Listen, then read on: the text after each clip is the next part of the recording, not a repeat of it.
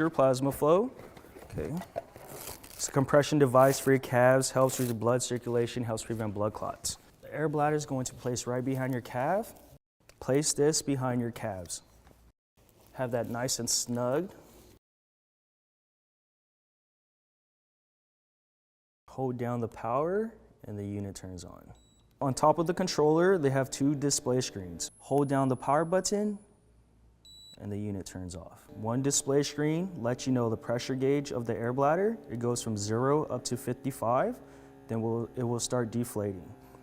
The blue screen above the power blinks when it's deflating, and it also turns red when the battery is low. This display screen lets you know how many hours you've been using the machine for.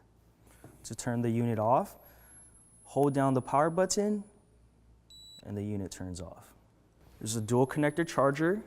To connect the charger, it plugs in the bottom of the controller. You plug it into the wall. It takes about 4 to 5 hours for it to fully charge, and the battery lasts for about 8 hours.